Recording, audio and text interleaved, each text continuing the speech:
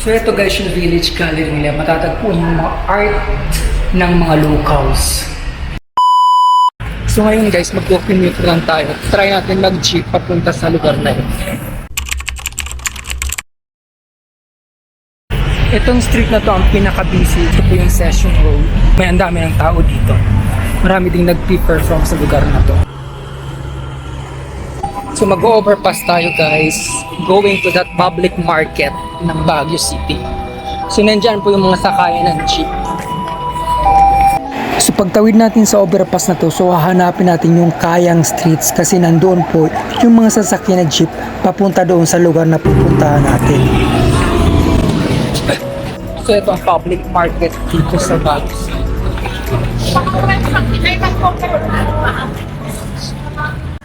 So napakahirap talaga pag first time mo pupunta sa lugar at mag-commute ka pa. Kasi hindi mo alam kung saan ka pupunta. Buti na lang may Google tayo. So dapat talaga may data tayo pag pupunta tayo sa mga galaan. So magtanong-tanong tayo dito sa lugar na to. Kaya pwede magtanong, saan po yung Kayang Street? Sa taas pa? Thank you. Yun na nga guys, so hindi ko nakayanang hindi magtanong. So nagtanong na tayo, wala namang masama, di ba? So sa taas pa daw yung Kayang Street. No.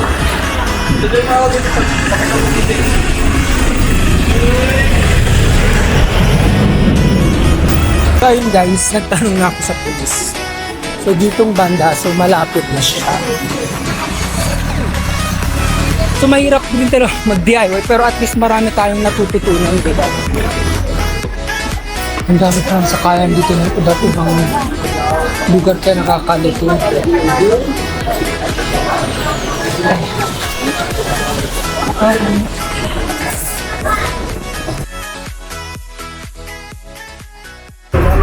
So baka ito na yun.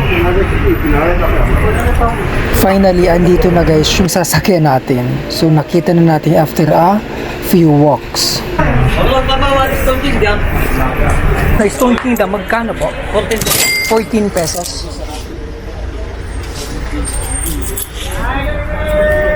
Thank you. So biruin nyo guys, 14 pesos lang papunta dun. What if kung nag-taxi tayo?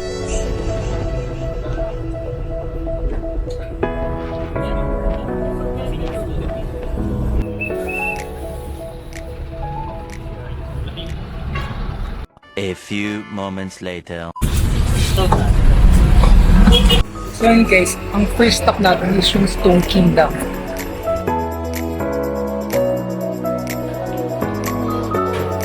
So yun guys, ang entrance fee natin is 100 pesos. Senior citizens 80 pesos and kids 80 pesos. So 100 ang babayaran natin guys.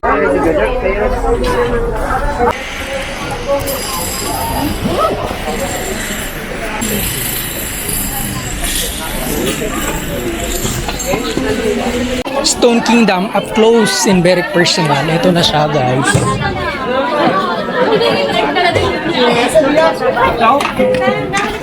Huwag mo ko yung video, picture. Laditakan.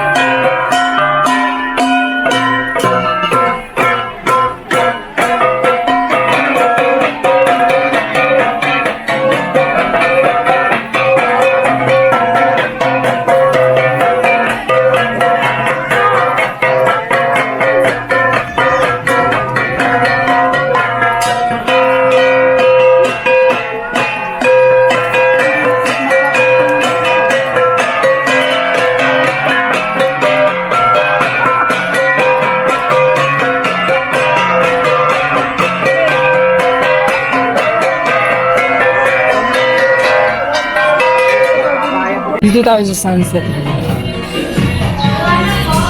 Sunset view. Ito ang pinakamataas na part dito.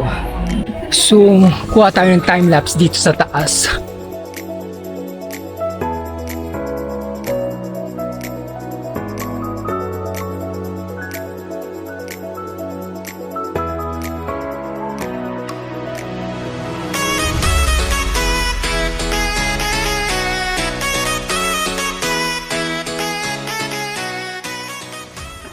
So, worth it naman pumunta rito. So, maganda siya in fairness. You should try to visit here pag nasa Baguio kayo kasi maganda po siya. So, kakaibang pasyalan po siya. And at the same time, mura lang yung pamasahe once na nag-jeep kayo. 14 pesos lang.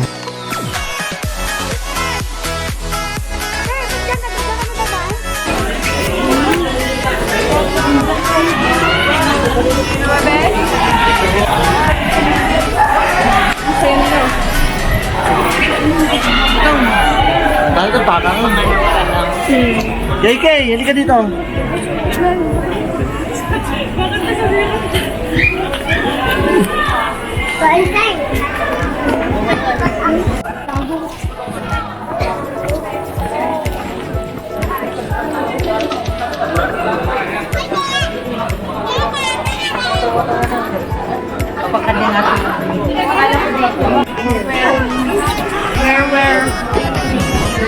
So, dun tayo nang galing kanina guys sa sunset view.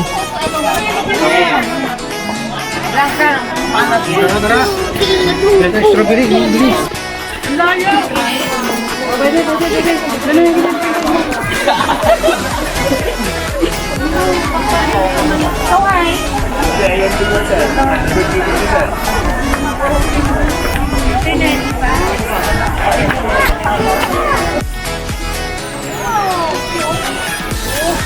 The King's Throne.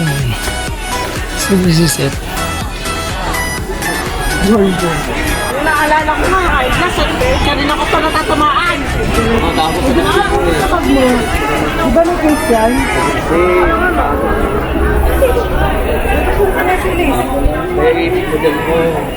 Halika dito.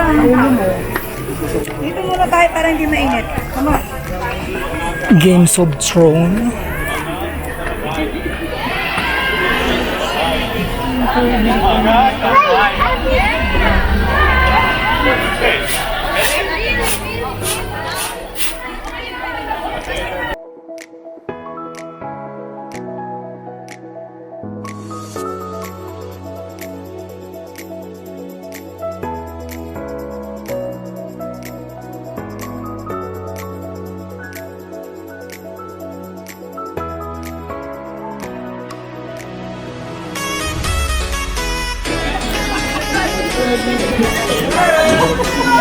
Buti ah.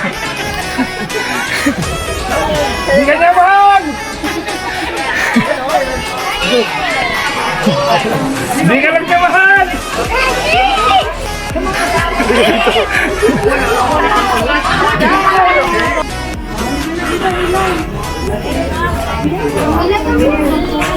So yun guys, let's go to other places. So enough for Stone Kingdom. So ngayon guys, maglalakad tayo going to Tamawan Village. So malapit lang daw po siya, sabi ng sa may entrance na staff.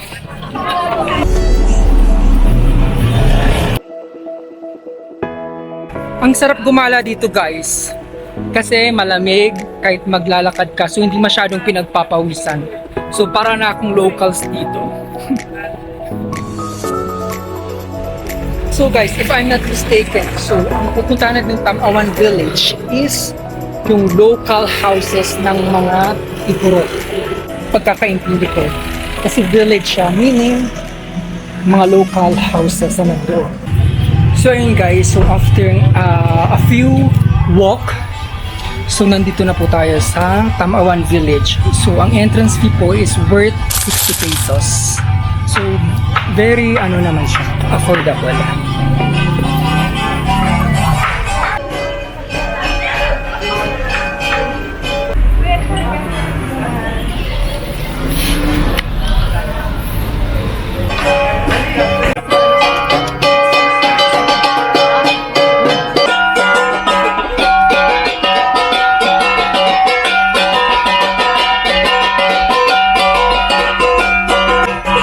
So yun guys, so may cultural dance din dito. So iwan na lang natin dito sa kanila. Yung kanilang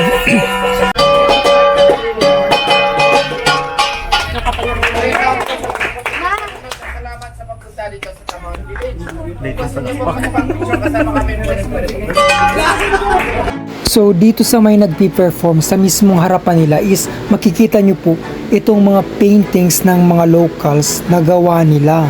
So nakakatawa kasi maganda yung ano po nila, mga art. Aside from dito, so meron din sa baba. So meron ding mga arts na made from mga parts ng vehicles. So makikita nyo para siyang mga transformers na design, which is very cool kung tingnan nyo po. Wow! So very artistic pala yung mga locals dito ah. Very nice.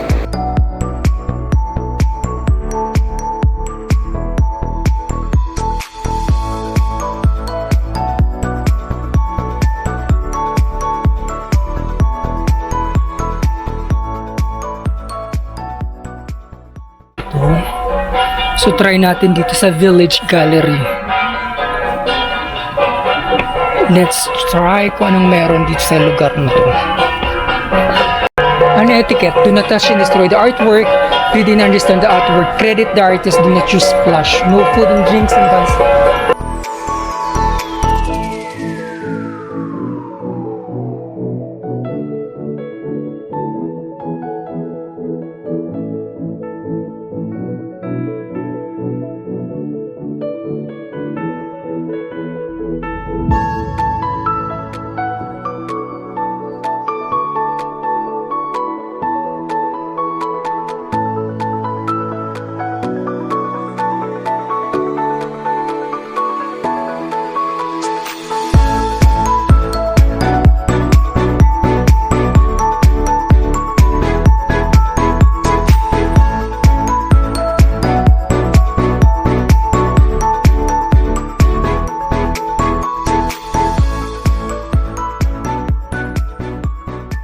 So ito guys yung Village Gallery nila. Matatagpuan yung mga art ng mga locals. So ito naman yung craft shop dito. So may mga souvenir shop sa loob. So yung sa taas yung cultural dance. And natatu mayroon din dito. Let's sneak ang loob ng local house na to. Oh. Parang ang lamig dito guys. Parang ang sarap dito matulog. Napaka-presko. Parang hindi mga ano. Hindi, doon sa amin, ang makikita mo, mga ulo ng Kalabaw? Hindi. Ulo ng yung unggoy. Ito. Ito maanohan dito. So ito guys yung Lukong Cafe, Dukligan Ugnayan Bridge, so Gaseo. So venue po dito.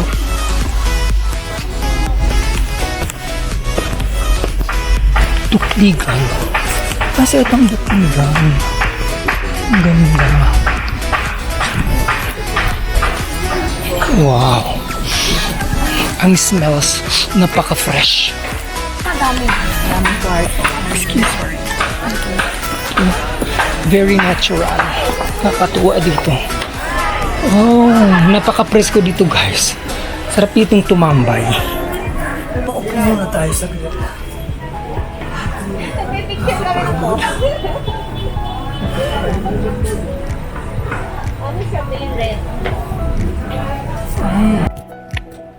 So kung hindi nyo gusto ang maglakad at umakyat baba, so hindi ito para sa inyo. Spirit House. So yung nasa likod natin guys yung Spirit House dito sa village.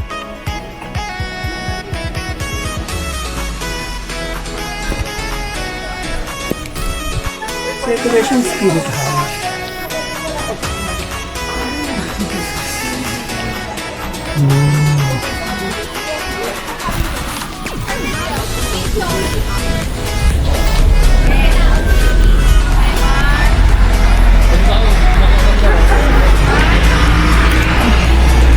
So view deck here.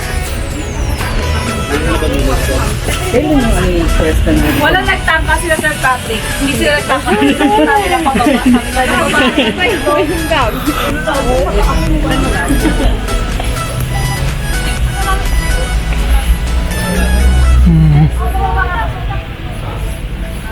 View deck to hiking area. So nakikita nyo to guys. So ito po yung ang local na kape. Ito yung kape, yung mga beans na kahoy.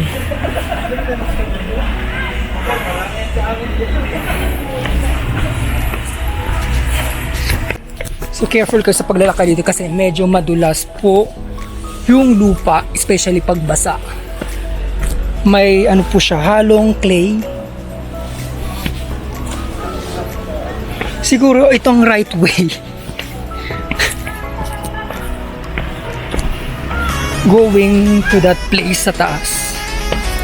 Nalito na ako. Saan kayo papunta to? Hi!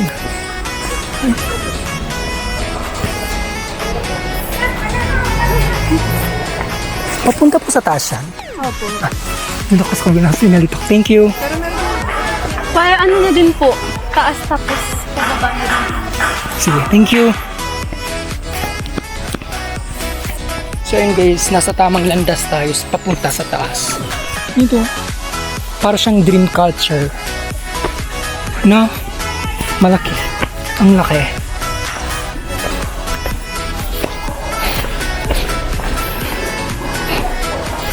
Tamawan Village.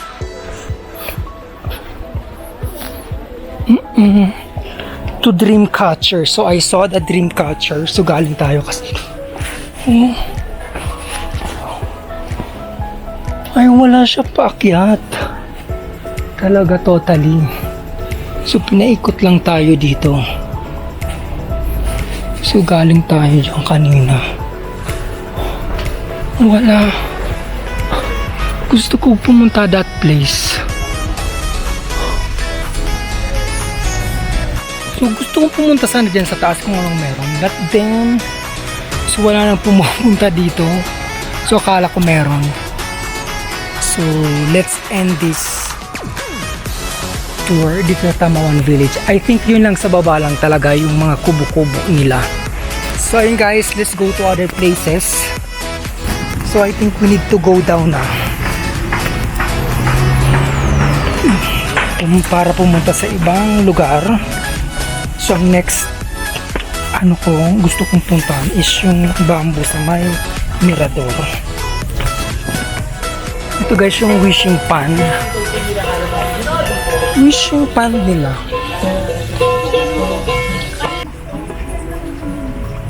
Pero pwede magtanong? Yes. Gusto ko po pumunta ng Dominican Hill sa mirador. Anong sasakyan ko? Pwede po kayong sumakay ng jeep kasi dalawang sakayan po yun, sir. Pero kung gusto niyo po yung diretso, mag-taxi na lang. Okay. Sige. Yes, Gets ko na. Thank you. Yes, sir. So ayun guys, kung nagtitipid kayo, pwede po mag-ride ng jeep going, pero babalik tayo ng Baguio City. So kung gusto nyo madalian, isang ride lang po. So pwede kayo mag-taxi going to Mirador Eco Park. So ayun guys, ang nagastos ko lang po is 174 pesos pagpunta rito, including na po yung entrance fee plus 14 pesos na pamasahe sa jeep kanina.